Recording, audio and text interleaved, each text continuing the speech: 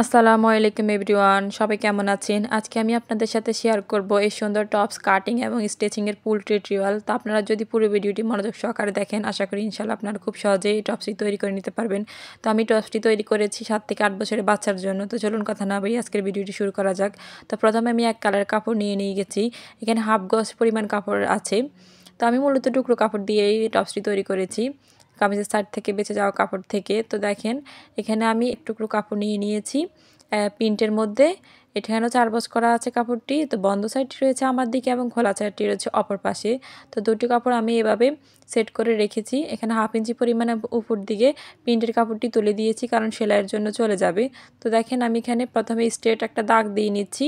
দাগ দিয়ে এরপর আমি লম্বার মাপটি নিচ্ছি। তো আমি লম্বা নিয়েছি এখানে 22 ইঞ্চি। আমি 2 ইঞ্চি এক্সট্রা অ্যাড করব, তো 24 ইঞ্চি পরিমাণ হবে। তো দেখেন আমি এখন কাঁধের মাপ নিচ্ছি। কাঁধ নিয়েছি 5 ইঞ্চি পরিমাণ। তো এই তো আমি 5 ইঞ্চিতে এখানে মার্ক করে নিচ্ছি। এরপর আমি আরমহল নিয়েছি 5.5 ইঞ্চিতে। এরপর আমি এভাবে স্ট্রেট দাগগুলো কেটে নিচ্ছি। তো এখন আমি জামার গলার মাপ নিচ্ছি। তো গলার মাপ নিচ্ছি আমি 2 ইঞ্চি 2 সুতা পরিমাণ। এরপর আমি মার্ক করে দিচ্ছি। এরপর আমি সামনের গলার মাপ নিচ্ছি 4.5 ইঞ্চিতে। তো এই তো আমি এখন 4.5 ইঞ্চিতে এভাবে মার্ক করে নিচ্ছি।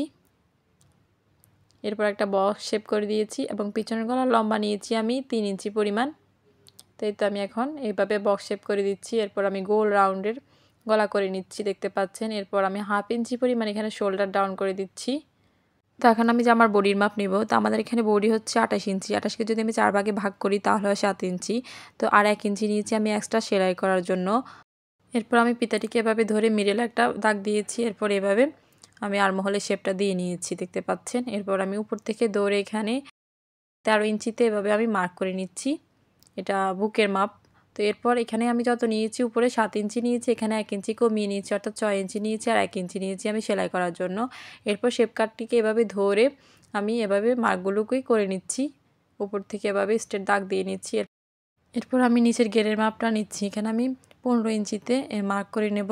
এই তো দেখেন এখানে আমি 15 ইঞ্চিতে মার্ক করে নিয়েছি। এরপর আমি উপর থেকে নিচ পর্যন্ত দাগগুলোকে এভাবে মিলিয়ে নিচ্ছি। তো একটু রাউন্ড করে দিচ্ছি এখানে। এরপর আমি দাগ অনুযায়ী কাটিংটা করে নেব। তো প্রথমে এখানে পিছনের গলাটা কাটিং করতে হবে, এটা অবশ্যই মনে রাখতে হবে।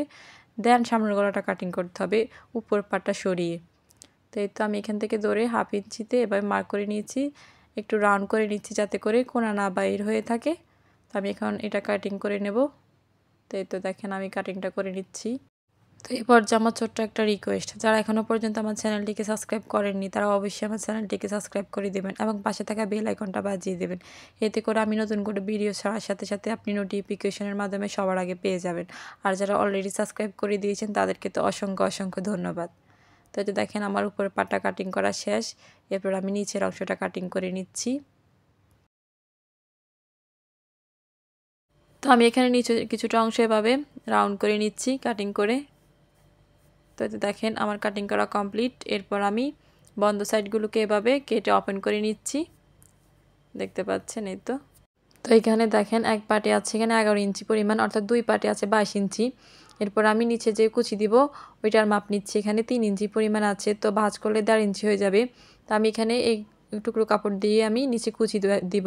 তো দেখেন এখানে 2 পার্ট আছে, জোড়া দিয়ে আমি বড় করে নেব। তো আমি এখানে দেখিয়ে দিচ্ছি 22 ইঞ্চি থেকে এখানে বেশি আছে, অর্থাৎ 2 ভাঁজে আমি আরও বেশি নেব। তো আপনারা আপনাদের প্রয়োজন মতো নিয়ে নেবেন, যত বেশি দিবেন তত বেশি কুচি হবে। তো আমার কাটিং করা কমপ্লিট। এখন আমি হাতার অংশ কাটিং করব। বন্ধ সাইডটি আছে আমার দিকে এবং খোলা সাইডটি অন্যদিকে আছে। তো এখন আমি হাতার অংশ এখানে চড়ার মাপটি নিচ্ছি। এখানে আরমহল যত হবে তার থেকে 2 ইঞ্চি বা 1.5 ইঞ্চি বাড়তি নেবেন। তো আমাদের আরমহল ছিল 5.5 ইঞ্চি, আমি এর থেকে আর 2 ইঞ্চি বাড়তি নিয়েছি, অর্থাৎ 7.5 ইঞ্চি। এবং নিচে আমি 2.5 ইঞ্চিতে এভাবে মার্ক করে নিয়েছি এবং লম্বার মাপ দেখিয়ে দিচ্ছি। আমার এখানে আরও 2-3 থেকে 3 ইঞ্চি অ্যাড করব। তো এখন আমি হাতার মুহুরির মাপ নিচ্ছি। আমাদের হাতার মুহুরি হচ্ছে 3.5 ইঞ্চি আর 1 ইঞ্চি নিচ্ছি সেলাইয়ের জন্য, অর্থাৎ টোটাল 4.5 ইঞ্চি। এরপর আমি দুইটা দাগ এভাবে মিলিয়ে দিচ্ছি।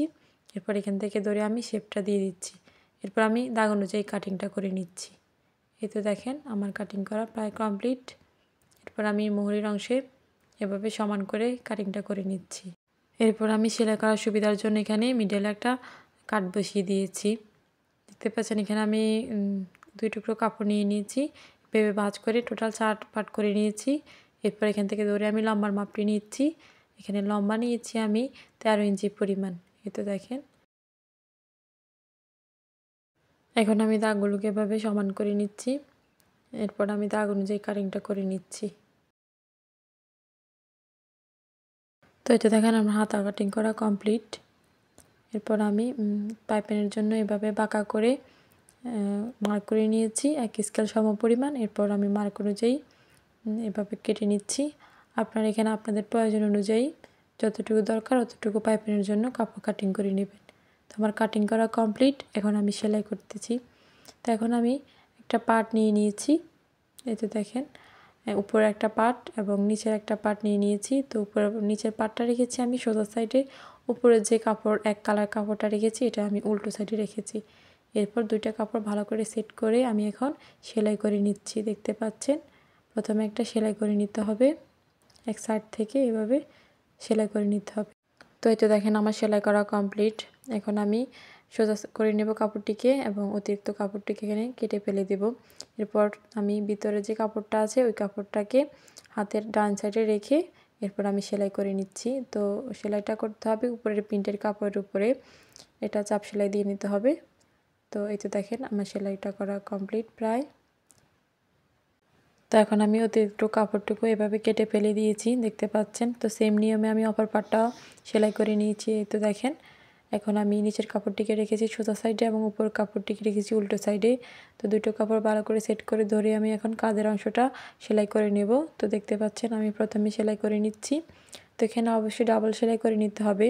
তো প্রথমে আমি একটা সেলাই করে নিচ্ছি, এরপর আমি ডাবল সেলাইটা করে নিচ্ছি। তো এই তো দেখেন আমি সেলাই করা কমপ্লিট। তো একই নিয়মে আমি অপর কাঁধটা এভাবে সেলাই করে নিয়েছি। এই তো দেখেন এরপর আমি উপরে পাইপিংয়ের অংশটা জয়েন করব। তো সেই জন্য নিচের কাপড়টিকে আমি অর্থাৎ আমি জামার কাপড়টিকে রেখেছি উল্টো সাইডে এবং উপরে যে পাইপিংয়ের কাপড়টা আছে এটাকে আমি সোজা সাইডে রেখেছি। তো প্রথমে একটা ভাঁজ করেছি মাঝখান থেকে, এরপর আমি উপর থেকে দুইটা ভাঁজ করে এরপর আমি সেলাইটা শুরু করছি। দেখতে পাচ্ছেন এক সাইড থেকে আমি সেলাইটা স্টার্ট করছি।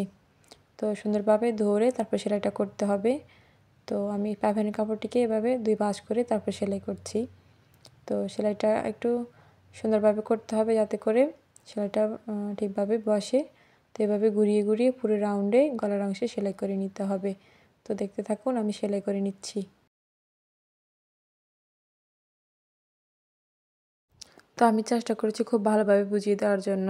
তারপরও যদি আপনাদের ভিডিওর কোনো অংশ বুঝতে অসুবিধা হয়ে থাকে তাহলে অবশ্যই আমাকে কমেন্ট বক্সে কমেন্ট করতে পারেন। তো এটা দেখেন আমি ঘুরিয়ে ঘুরিয়ে এভাবে সেলাইটা করে নিচ্ছি। তো লাস্ট পর্যন্ত আসলে যে আগের সেলাইটা আছে কাপড়ের ওইটার উপর উঠিয়ে দিই কিছুটা পরিমাণ, তারপর সেলাই করে নিতে হবে। এরপর বাড়তি অংশটুকু কেটে নিতে হবে। তো আমি অতিরিক্ত কাপড়টুকু এভাবে কেটে ফেলে দিয়েছি। এরপর পুরো রাউন্ডে এভাবে ছোট ছোট কাট বসিয়ে দিচ্ছি, এতে করে পাইপিংটা উল্টাতে সুবিধা হবে।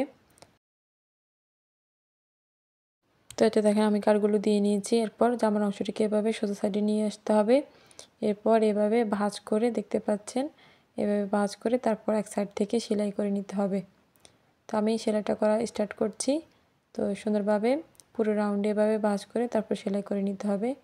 এটি খুবই সহজ, আপনারা একবার দেখলে আশা করি বুঝতে পারবেন। তো সেলাইটা একটু দাঁড় ঘেঁষে দিতে হবে, তাহলে দেখতে সুন্দর লাগবে, কাজের ফিনিশিংটা ভালো আসবে আর কি। তো আমি পুরো রাউন্ডে এভাবে সেলাই করে নিচ্ছি।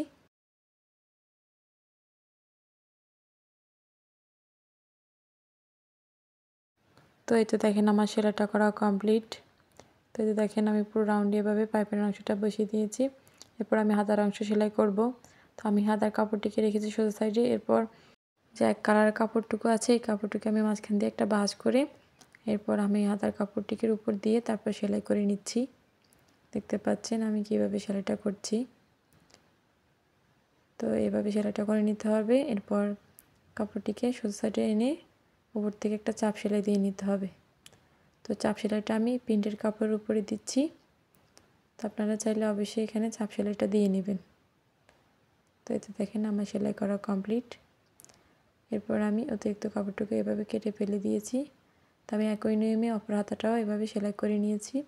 এখন আমি হাতার অংশটা জয়েন করব।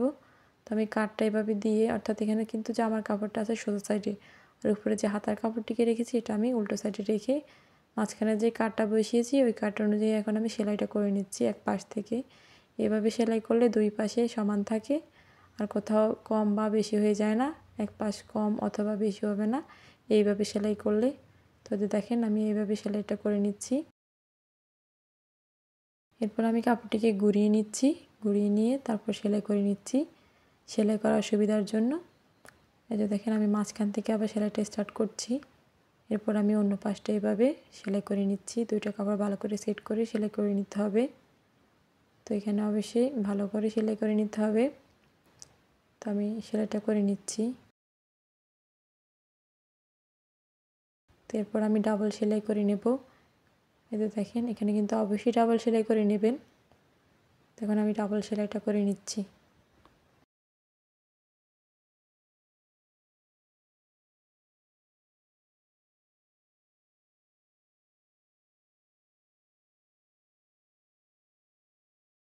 তো এটা দেখেন আমার সেলাইটা করা কমপ্লিট। তো একই নিয়মে আমি অপর হাতাটাও এইভাবে সেলাই করে নিয়েছি অফ ক্যামেরায়। তো এখন আমি সাইডটা ফিটিং করব। তো সেজন্য দুটো কাপড় ভালো করে সেট করে তারপর সেলাইটা করতে হবে।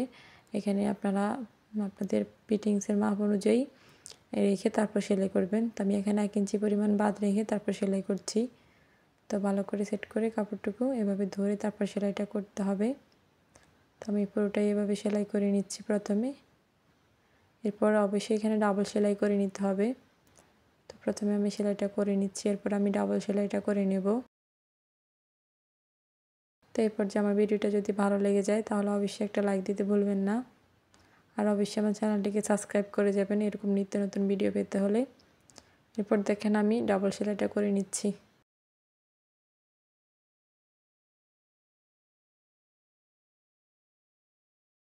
তো এই তো দেখেন আমার সেলাইটা করা কমপ্লিট। তো একই নিয়ম আমি অপর পাশটা সেলাই করেছি অফ ক্যামেরায়। তো দেখেন, তো এখন আমি নিচের কুচিটা দেব। তো সেই জন্য এখানে টুকরো কাপড়গুলোকে এভাবে জয়েন করে নিচ্ছি সেলাই করে, দেখতে পাচ্ছেন প্রত্যেকটা এভাবে জোড়া দিয়ে নিয়েছি সেলাই করে। এরপর আমি কাপড়টিকে লম্বালম্বি একটা ভাঁজ দিয়ে নিয়েছি প্রথমে। এরপর উপর থেকে দুইটা ভাঁজ দিয়ে এরকম করে প্রথমে সেলাই করে নিতে হবে, এতে কুচি দিতে সুবিধা হবে।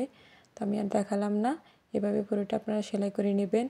এরপর আমি জামার কাপড়টিকে রেখেছি এখানে সোজা সাইডে, আর উপরে যে কুচি দেব ওই কাপড়টিকেও রেখেছি সোজা সাইডে রেখে তারপর আমি সেলাইটা করছি।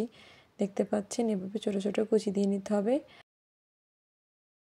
তো এখানে আপনারা উপরে যে কাপড়টা আমি দিয়েছি অর্থাৎ প্রিন্টেড কাপড়টা, এই কাপড়টা যত বেশি নেবেন তত বেশি কুচি হবে। দেখতে পাচ্ছেন আমি এখানে ছোটো ছোটো কুচি বসিয়ে দিচ্ছি পুরোটা। তো চেষ্টা করবেন অবশ্যই উপরের প্রিন্টের যে কাপড়টা আছে ওই কাপড়টার চেয়ে ডাবল কাপড় নেওয়ার জন্য, কুচি দেওয়ার কাপড়টি আর কি। তো এখানে অবশ্যই আমি ডাবলের চেয়ে একটু বেশি নিয়েছি, এর জন্য আমার কুচির পরিমাণটা একটু বেশি হচ্ছে। তো ভিডিওটি অনেক বেশি লং হয়ে যাচ্ছে, তো আমি আর দেখালাম না। তো আপনারা এইভাবে ছোটো ছোটো কুচিগুলো বসিয়ে দিবেন। এরপর আমি উপর থেকে একটা চাপ সেলাই বসিয়ে দিয়েছি। তো আমি চাপ সেলাইটা এক কালার কাপড়ের উপরে দিচ্ছি। তো আজকের ভিডিওটি যদি ভালো লেগে যায় তাহলে অবশ্যই কমেন্ট বক্সে কমেন্ট করে যাবেন। আজকের মতো এই পর্যন্তই, আল্লাহ হাফেজ।